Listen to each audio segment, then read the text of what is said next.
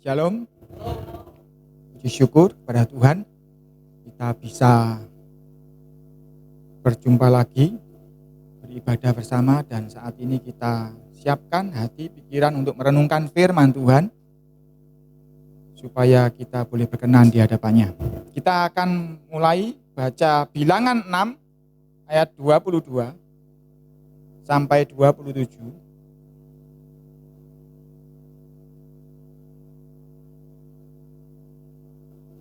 Ini Bilangan 6 ayat 22 sampai 27. Ini yang biasanya saya sampaikan dalam doa berkat waktu kita akan pulang. Kita baca saudara ya. Mulai ayat 22, Bilangan 6. Yahwa berfirman kepada Musa, berbicaralah kepada Harun dan anak-anaknya. Beginilah harus kamu memberkati orang Israel, katakanlah kepada mereka. Yahwa memberkati engkau dan melindungi engkau. Yahwa menyinari engkau dengan wajahnya dan memberi engkau kasih karunia. Yahwa menghadapkan wajahnya kepadamu dan memberi engkau damai sejahtera. Demikianlah harus mereka meletakkan namaku atas orang Israel, maka aku akan memberkati mereka. Saudara, di sini di bagian terakhir dikatakan demikianlah harus. Jadi ini keharusan dari Tuhan. Mereka ini adalah Harun dan anak-anaknya, para imam. Harus apa? Harus meletakkan nama Yahwa. Nah, di sini loh pentingnya. Kenapa? Kemudian sejak ketika Tuhan menggerakkan saya, kita mulai menyebut namanya. Nama yang disakralkan sehingga orang-orang Israel takut menyebutnya. Sehingga sekarang ini Yod He Vav He itu enggak ada yang bisa membaca dengan tepat. Ada yang membacanya Yahweh, ada yang Yahwa, ada yang Jehovah, dan sebagainya. Tetapi nama ini tetap harus disebut. Karena dikatakan di sini harus mereka meletakkan namaku. Bukan sebutanku loh, namaku harus diletakkan atas umatku supaya apa? Supaya Tuhan memberkati. Jadi kenapa nama ini harus kita mulai sebut? Walaupun mungkin yang betul Yahweh, Pak. Mungkin Jehovah, Pak. Tapi saya pernah sampaikan hal ini, anak Anda waktu kecil menyebut nama Anda salah pun saudara akan senang-senang saja. Asalkan jangan nyebut namanya orang lain. Ya toh? Jadi ya, sesuai dengan yang saya pelajari selama ini, saya menyebutnya Yahwa. Kalau saudara-saudara ada yang lebih cocok nyebut Yahweh, tidak ada masalah. Tetapi memang nama itu harus diletakkan atas umat Tuhan. Supaya Tuhan memberkati. Jadi mau pakai nama Yahwa, Yahweh, Jehovah, asalkan kita menyebutkannya dengan hormat. Karena perintah Tuhan sudah jelas, jangan menyebut namaku dengan tidak hormat, dengan sembarangan. Karena perintah ini jangan berarti kita tidak menyebut namanya. Karena banyak dari kejadian sampai kitab akhir nama Tuhan itu memang harus dipanggil. Jadi saudara memang karena itu ketika doa berkat, doa ini saya bacakan kepada saudara. Karena memang harus namanya diletakkan atas umatnya supaya diberkati. Nah, hari ini kita tidak panjang lebar membahas ini. Karena sudah pernah dibahas sebetulnya. Hari ini saya mau membahas sebagian yang dikatakan Yahwa menghadapkan wajahnya kepadamu. Ini kan bukan perkataan yang letterlek ya, bukan yang harafiah dibaca begitu artinya seperti itu ya. Supaya saudara memahami ketika doa ini disampaikan, saudara terima berkat. Jangan sampai salah mengerti. Kenapa? Tuhan harus menghadapkan wajahnya kepada kita. Apa artinya ini? Karena kalau kita belajar sejak dari kejadian awal, Tuhan itu sudah peduli dengan yang namanya wajah. Masih ingat yang namanya Kain? Tuhan ngomong toh, kenapa mukamu muram? Ya, Tuhan itu sudah peduli dengan wajah sejak dari awal. Karena itu wajah kita ini banyak syaraf yang penting. Karena apa? Untuk membentuk wajah kita, mimik kita ketika tersenyum, ketika kita mencucu, ketika kita marah. Itu kan yang bergerak banyak syaraf itu di wajah kita. Termasuk mata kita, bahkan cuping hidung kita, kembang kempisnya, mulut bibirnya, metot kiri, metot kanan, dan sebagainya. Itu semuanya ada syaraf-syaraf yang bekerja di sana. Dan Tuhan ciptakan itu memang untuk supaya wajah ini punya ekspresi. Dan kalau saudara tahu teknologi zaman sekarang sudah nggak pakai sidik jari, pakai wajah sudah mengenali orang. Saudara yang punya HP canggih, passwordnya sudah bukan pakai tangan gini, lihat wajah sudah buka sendiri HP-nya. Karena wajah itu juga khas. Jadi wajah itu Tuhan peduli dengan wajah. Dan Tuhan ketika memberkati, ketika dia memberikan shalomnya, damai sejahteranya, itu posisi dia menghadapkan wajahnya kepada umatnya.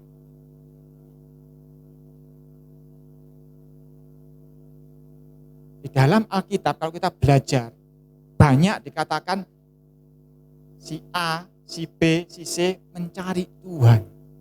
Ada yang jelas dikatakan mencari wajahnya. Ada yang cuma mencari Tuhan, mencari Dia. Sama sebetulnya. Apa sih mencari Tuhan itu? Dibukai semua, selimut enggak ada, taplak enggak ada, enggak gitu. Saudara tahu pernah ada istilah carmuk? Ya, cari muka, apalagi yang kerja, yang sekolah, pasti tahu ada temanku yang suka cari muka sama guru. Ada yang suka cari muka pada atasannya. Apa itu cari muka sebetulnya? Cari muka itu cari perkenan sebetulnya. Supaya disenangi sama bosnya, disenangi sama gurunya. Kira-kira seperti itulah. Mencari Tuhan itu, mencari wajahnya. Cuman bedanya ya, kalau cari muka kepada guru, kepada dosen, kepada bos, kepada orang tua, kepada Pak RT, kepada Pak Lurah, atau siapapun juga, engkau sedang mencari muka pada orang yang melihat apa yang kelihatan mata. Ya toh? Saudara habis ngelem-ngelem gurumu, di belakang ngerasani gurumu kan gurumu enggak tahu. Ya.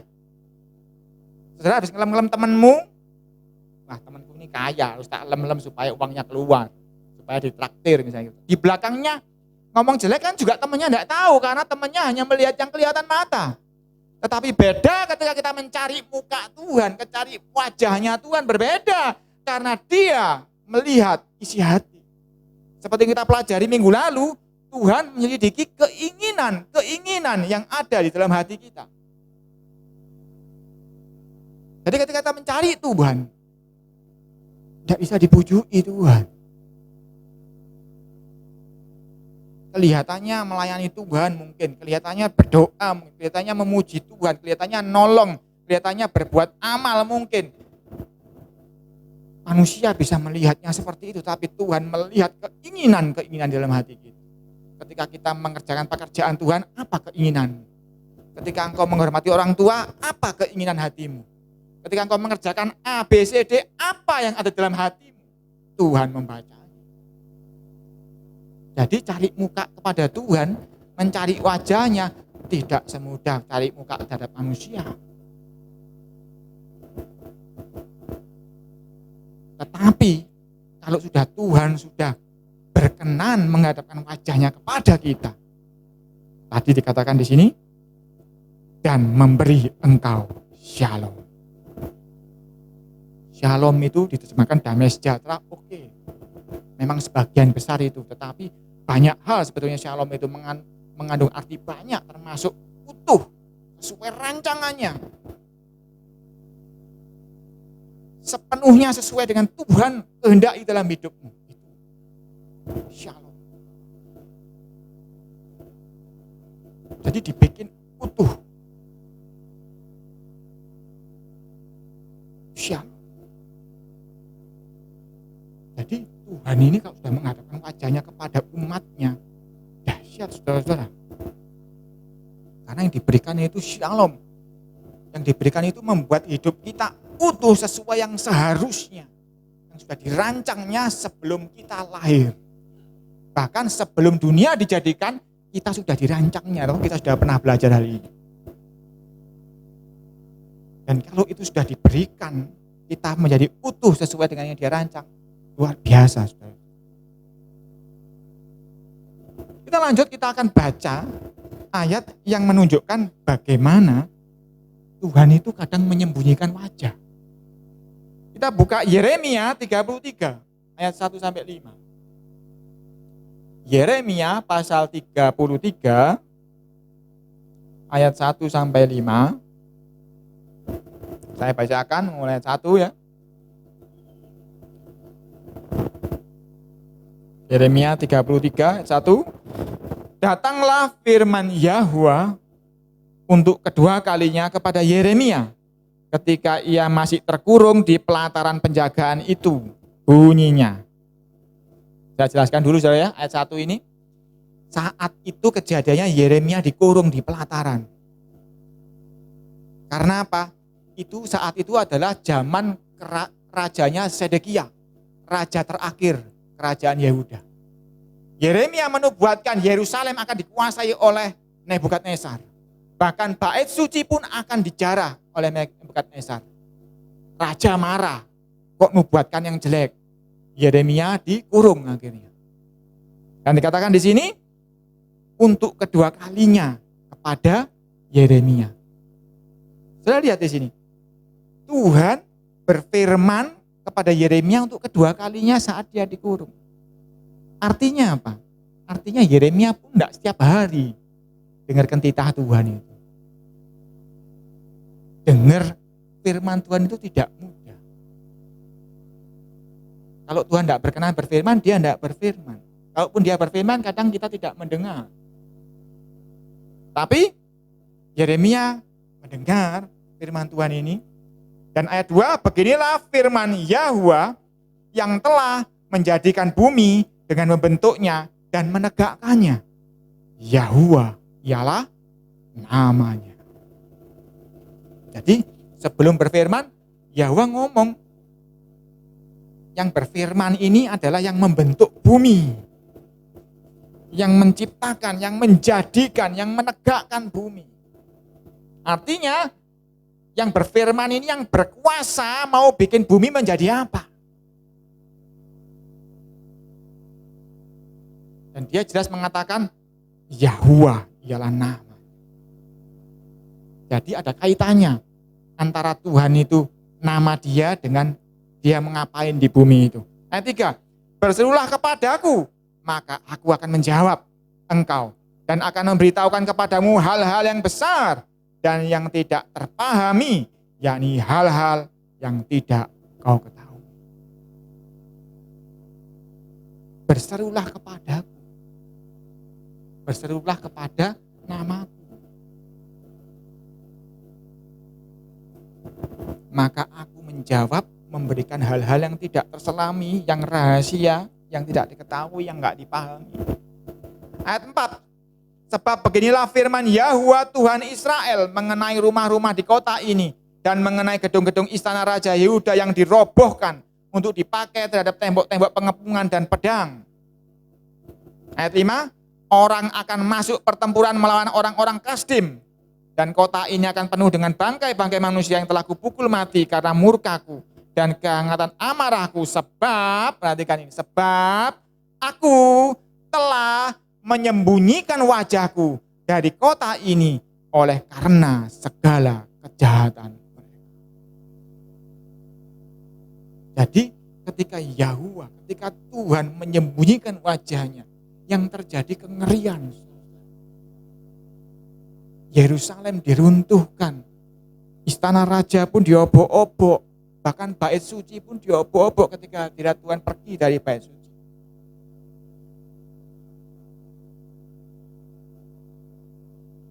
Nggak mungkin toh Nebukadnezar bisa ngobok-ngobok bait suci. Wong usah nyentuh aja mati kok. Kalau ya Nebukadnezar bisa ngobok-ngobok bait suci, itu memang Tuhan membiarkan. Kalau kita baca kitab Yeskiel sebelum bait suci diobok-obok, hadirat Tuhan naik dulu pergi meninggalkan bait suci. Baru bisa diobok-obok. Dan saat itulah dikatakan dia menyembunyikan wajahnya dari umat. Jadi bahaya ya, kalau Tuhan tidak menghadapkan wajahnya kepada kita, itu bahaya buat kita. Dan yang berfirman ini adalah yang mendirikan, yang menjadikan bumi. Kita kan bagian dari bumi. Tuhan berkuasa atas hidup kita, berkuasa atas apapun dalam hidupmu, baik kesehatanmu, baik kekuatanmu, baik keuanganmu, baik semuanya. Tuhan berkuasa. Asalkan dia mau menghadapkan wajahnya kepada kita. Dia akan jadikan kita utuh sesuai damai sejahtera yang melampaui segala akal. Nah, jadi masalah buat kita. Kalau Bapa di sorga menyembunyikan wajahnya, masalah buat kita. Apa sih yang membuat masalah? Karena ketika dia menyembunyikan wajahnya, berarti dia tidak hadir di tengah kita. Nah, kita tidak boleh sampai membiarkan dia menyembunyikan wajahnya. Ada beberapa hal yang bisa membuat Tuhan menyembunyikan wajahnya. Kita buka di dalam Ulangan 31 ayat 18. Ulangan 31 ayat 18.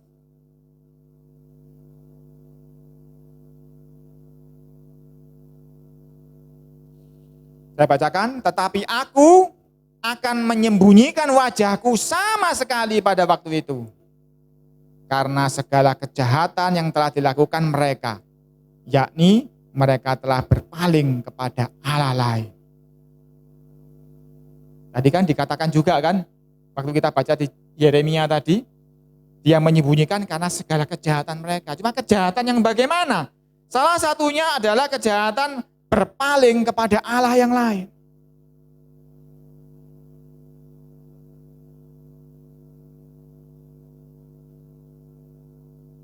Pak, aku gak kedukun, Pak.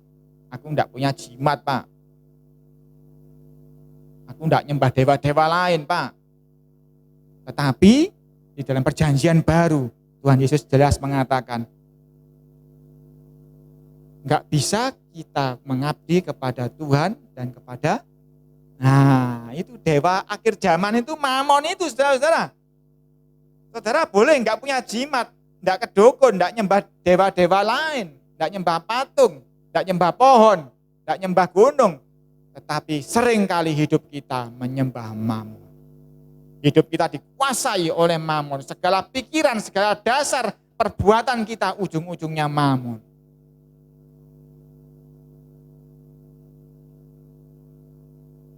Kadang-kadang kita tidak sadar. Ilah-ilah yang zaman sekarang ini berubah bentuk, bermetamorfosa. Kita ditipunya. Seringkali kita tidak membaca firman Tuhan. Kita tidak memuji Tuhan. Kita tidak perbuat yang Tuhan mau. Kita tidak menghormati orang tua. Kita tidak mengasihi saudara-saudara. Kita tidak menghormati orang-orang lain yang lebih tua. Hanya karena tipuan Mamon. Gak mungkin kita bahas hari ini bagaimana detailnya. Tipuan-tipuan itu banyak. Tetapi saudara, kalau cek benar-benar ujungnya adalah menuju kepada Mamon. Tapi hari ini kita harus waspada. Kita mungkin sudah enggak menyembah-nyembah patung dan sebagainya. Tetapi Mamon ini jangan sampai membuat kita berpaling kepada dia. Katakan di sini kan, kejahatan yang telah dilakukan mereka, yakni mereka telah berpaling kepada Allah lain. Ketika kita berpaling kepada Mamon, kepentingan hati kita, pikiran kita Mamon semua, maka Tuhan akan menyembunyikan wajahnya dari kita. Ini bahaya karena mamon ini bentuknya berubah-ubah. Sulit, kadang-kadang kita tidak kenali kalau itu mamon, padahal kita sedang terjebak, terjerat oleh mamon. Contoh kedua, Yeskiel 39 ayat 23-24.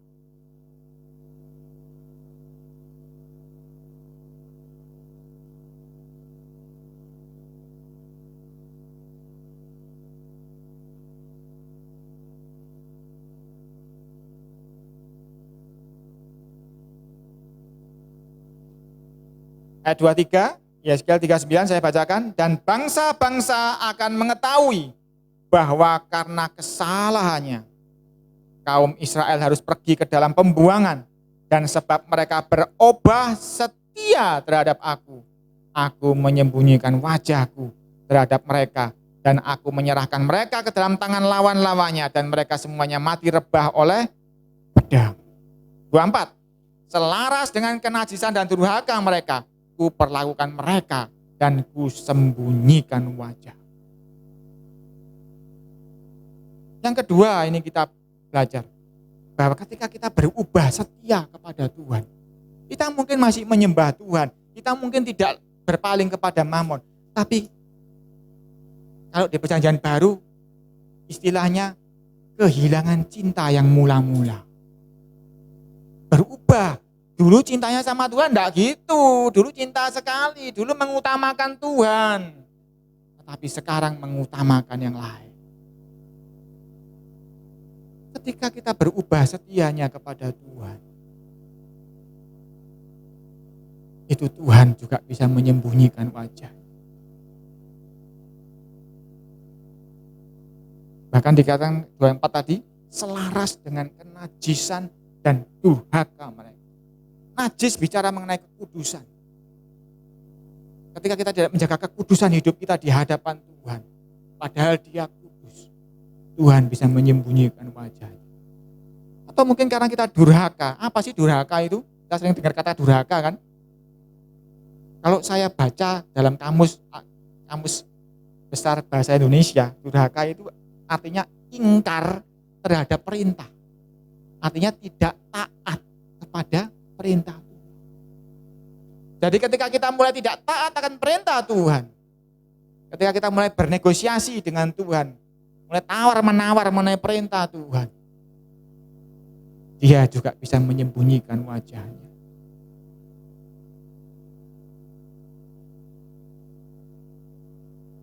Yang pertama tadi kita harus sama Tuhan saja ya. Jangan sampai mengabdi kepada yang lain. Yang kedua, hati-hati. Jangan sampai kita kehilangan cinta yang mula-mula. Jangan sampai kita berubah setia kepada Tuhan. Berubah cintanya kepada Tuhan. Karena Dia bisa memalingkan wajahnya dari kita. Tidak ada yang sempurna Pak, ya tidak ada yang sempurna. Tetapi kita sudah belajar kan, kalau kita sadar kita minta ampun, kita diampuni, kita kembali bersih di hadapan Tuhan. Tetapi kita harus minta ampun, kita harus bertobat. Bertobat artinya berbalik arah, kembali ke arah yang benar. Kalau kita nggak lakukan pertobatan, ya Tuhan akan dikatakan apa? Tidak cuma berpaling, tidak cuma menyembunyikan ya.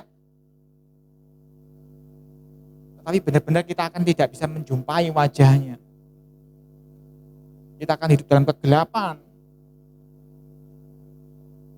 Contoh ketiga, Mika pasal 3 ayat 4 dan 5.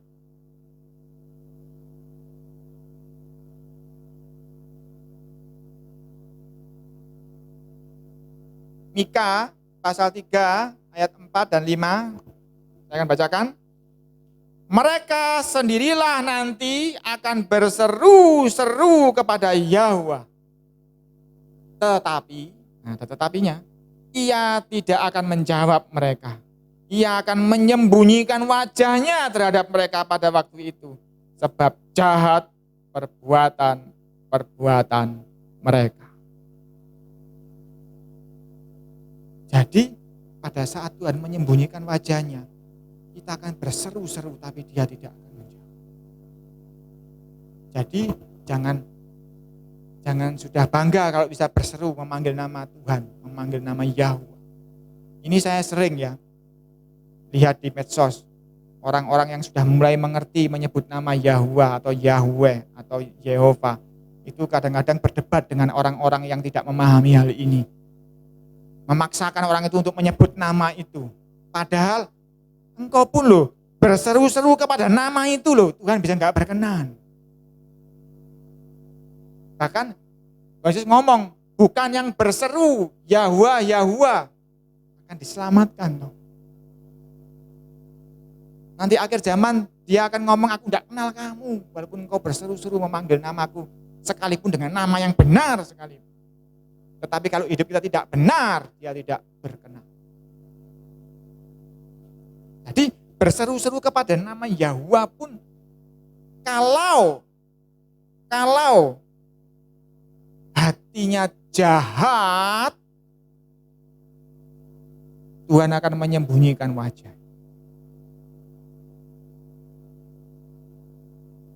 Bicara jahat, bicara mengenai hati. Dan kita harus tahu kan, Tuhan melihat hati. Tuhan menyelidiki keinginan-keinginan di dalam hatimu. Engkau ingin apa dalam hidupmu? Bangun pagi engkau ingin apa hatimu? Ketika engkau berhadapan dengan orang, bahkan orang yang membenci kamu pun, engkau ingin apa? Itu semua diselidiki oleh Tuhan. Dan ketika Tuhan menyimpulkan bahwa jahat, masalah buat kita. Bukan masalah buat lo, buat kita ya.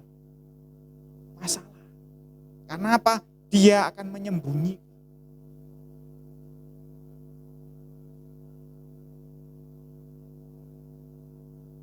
Saya dulu pernah kecil ya, suka mainan sama saudara-saudara saya. Delik-delikan beting. Tahu saudara-saudara beting? Kamu ngadep sana, aku ngadep sini. Aku gali tanah. Beting itu tak delik sampai nyelusup gitu terus dipendam, dikotai. Nanti habis itu tukar posisi. Ayo carikan betingku. Aku cari betingnya dia. Cepet-cepetan gali, nemukan beting, yang nemukan cepetan menang. Saya dulu tak kotai begini ya. Saya beting itu gali di sini, tapi galinya ngerong ke sini, gali ngerong keluar sana. Jadi tidak ketemu. Itu loh namanya menyembunyikan. Kotaknya segini. Saya galinya nggak curang, saya tetap gali di sini. Tapi galinya saya di bawah itu menggok ke sana sampai di bawah sini. Jadi diboleh di sini tidak ketemu karena disembunyikan. Jadi kalau Tuhan sudah menyembunyikan wajahnya, kengerian buat kita. Kadang kau berseru, kadang kau mencari dia, tidak ketemu.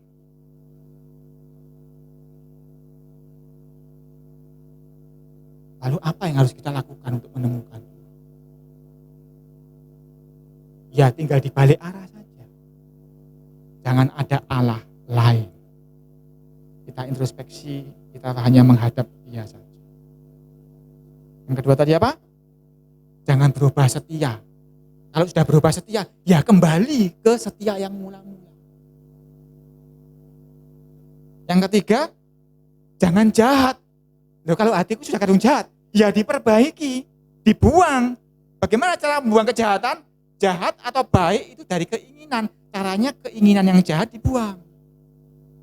Aku ingin yang jahat dibuang. Ya, keinginan tak buang kau. Aku inginkan yang baik. Ketika kita memaksa hati kita menginginkan yang baik, di situ kita akan berubah menjadi baik di hadapan. Cuman begitu saja, saudara-saudara. Lawang yang menyebabkan Tuhan menyembunyikan wajah ya cuman hal-hal itu kok. Ya hal-hal itu aja diperbaiki. Karena Tuhan itu panjang sabar. Hatinya penuh kasih. Dia tidak tega terhadap umatnya. Dia tahu kita ini debu. Dia tahu kita tidak sempurna. Jadi kalau ada orang yang tidak sempurna ini mau belajar sempurna seperti yang Tuhan mau. Mau saja loh, mau saja Tuhan sudah senang. Karena itu saya sering kali ngomong sama anak saya. Tuhan itu nak berkenan kepada orang yang mau. Enggak peduli engkau enggak bisa, enggak, itu nomor kesekian. Karena apa tadi? Yang berfirman adalah Tuhan yang menciptakan bumi ini. Jadi apapun yang di bumi itu bisa diobok-obok sama Tuhan, bisa dimanipulasi. Engkau nggak bisa jadi bisa, engkau bodoh jadi pinter bisa. Yang penting engkau mau. Kalau engkau mau, Tuhan sudah bergerak langsung. Aku mau Tuhan mengampuni. Aku mau Tuhan bekerja untuk kemuliaan nama-Mu. Aku mau melakukan ini untuk Engkau Tuhan. Sudah sering saya saksikan kan saya tidak bisa main drum ini. Tapi saya mau, saya jadi bisa. Karena Tuhan yang akan membuat jadi bisa. Yang penting jangan ada Allah lain, yang penting jangan berubah setia, dan jangan menjadi jahat di hadapan Tuhan. Itu penting yang kita pelajari minggu lalu. Kita jaga hati kita, keinginan-keinginan dalam hati kita itu kita harus jaga. Aku loh gak kepinginkan orang lain celaka Pak.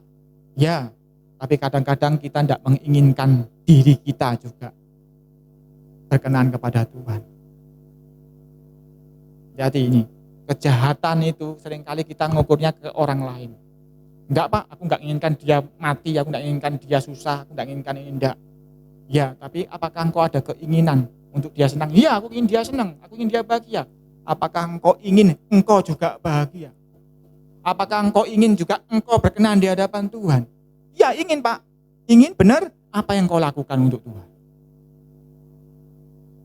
Dari engkau bangun pagi sampai engkau tidur, apa yang engkau lakukan untuk Tuhan? Nah, seringkali kita lupa terhadap diri kita sendiri. Kita tidak mengingini yang baik untuk diri kita sendiri. Padahal Tuhan menilai keinginan. Ketika Tuhan menyembunyikan wajahnya, itu kengerian buat kita. Tapi ternyata ada yang lebih ngeri daripada Tuhan menyembunyikan wajahnya. Kita buka Bilangan 6 ayat 26.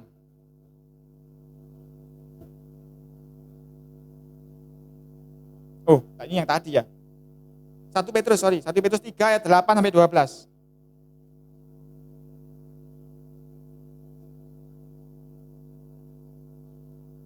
1 Petrus pasal 3 ayat 8 sampai 12. Dan akhirnya hendaklah kamu seia, sekata, seperasaan, mengasihi saudara-saudara, penyayang dan rendah hati. Dan janganlah membalas kejahatan dengan kejahatan, atau caci maki dengan caci maki. Tetapi sebaliknya, hendaklah kamu memberkati, karena untuk itulah kamu dipanggil, yaitu untuk memperoleh berkat. Sebab siapa yang mau mencintai hidup dan mau melihat hari-hari baik, ia harus menjaga lidahnya terhadap yang jahat dan bibirnya terhadap ucapan-ucapan yang menipu. Ia harus menjauhi yang jahat dan melakukan yang baik. Ia harus mencari perdamaian dan berusaha mendapatkannya. 12, perhatikan, sebab mata Tuhan tertuju kepada orang-orang benar dan telinganya kepada permohonan mereka yang minta tolong. Tetapi, perhatikan, tetapi wajah Tuhan menentang orang-orang yang berbuat jahat.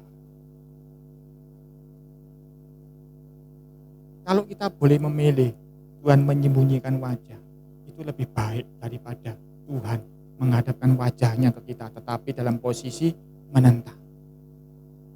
Doa berkat yang saya sampaikan setiap kali kita mau pulang. Yahuwah, Tuhan menyinari kita dengan wajahnya.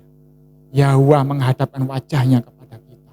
Jadi ketika Tuhan menghadapkan wajahnya kepada kita dalam posisi menyinari, menerangi, dalam posisi tersenyum, sumringah kepada kita. Tetapi jangan sampai wajah Tuhan menghadap kita tetapi menentang kepada kita. Itu lebih ngeri.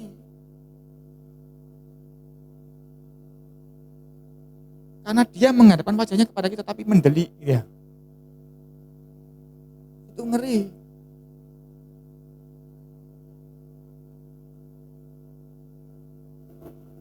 Jadi ada resikonya, tetapi saya nggak mungkin enggak, atau saya tetap harus menyampaikan doa berkat itu, karena dikatakan tadi harus demikian. Saya harus meletakkan nama Yahweh itu kepada umatnya untuk supaya mereka diberkati. Nah, ketika saya angkat tangan menyampaikan doa berkat ini, ya sesuai dia berfirman, dia akan menghadapkan wajahnya kepada kita. Masalahnya adalah ketika ada di antara kita yang tidak berkenan di hadapan. Kan dia sedang menghadapkan wajah kepada kita.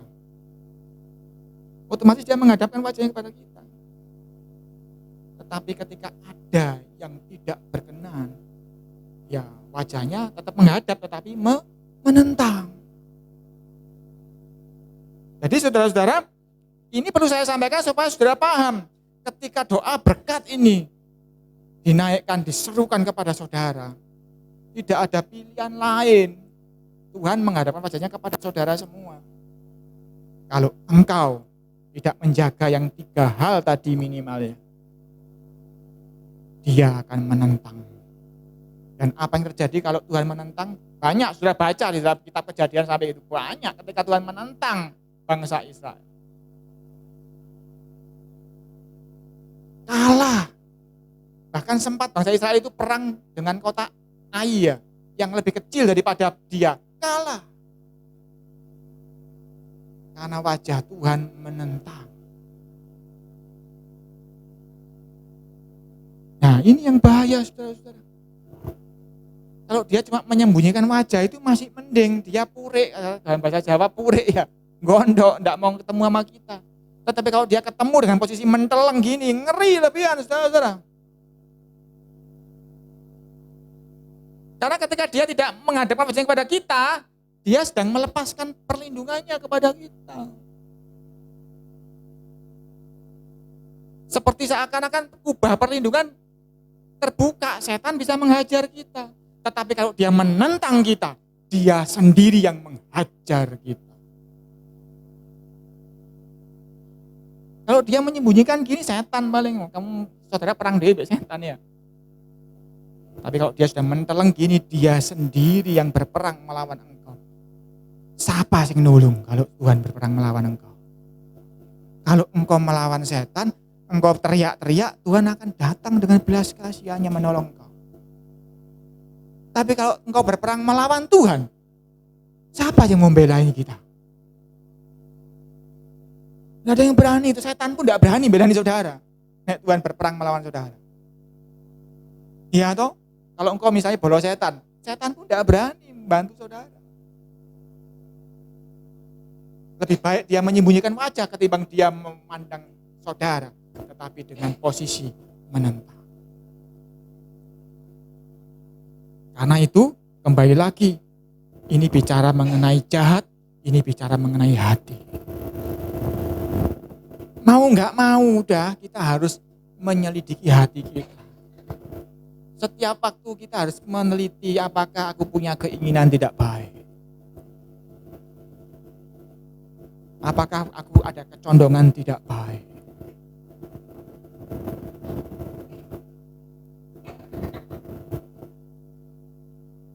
Ini penting saudara-saudara, supaya dia tidak menentang kita.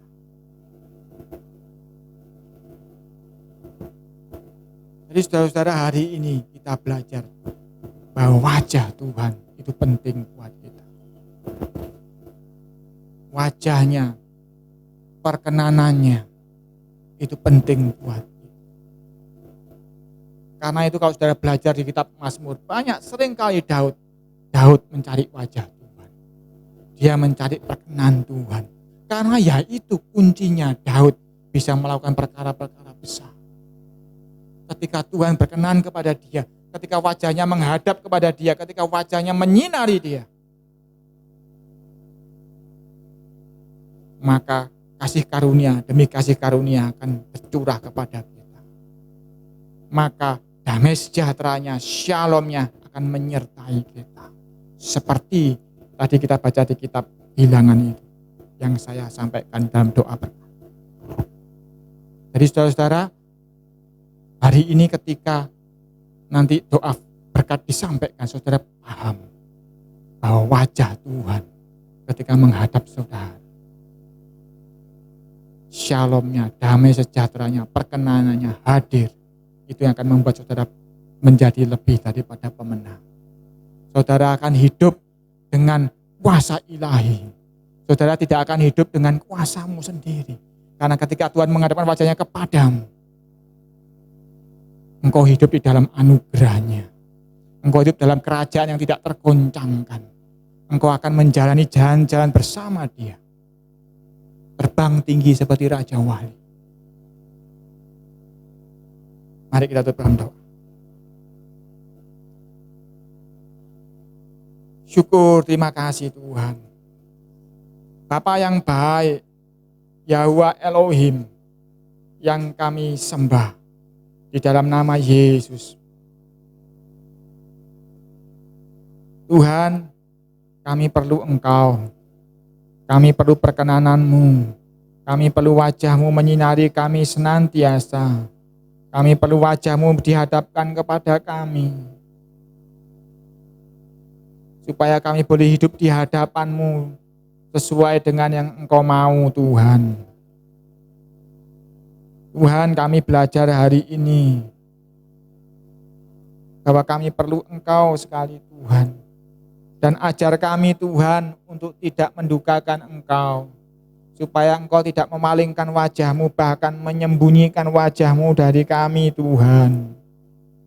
Tuhan, kami tidak mau ada Allah lain dalam kehidupan kami. Termasuk mamon, termasuk semua kepentingan-kepentingan, termasuk keegoisan, termasuk pikiran-pikiran yang ada menguasai kami. Kami mau lepaskan, Tuhan. Kami mau memikirkan apa yang Engkau pikirkan. Kami mau merasakan apa yang Engkau rasakan, Tuhan.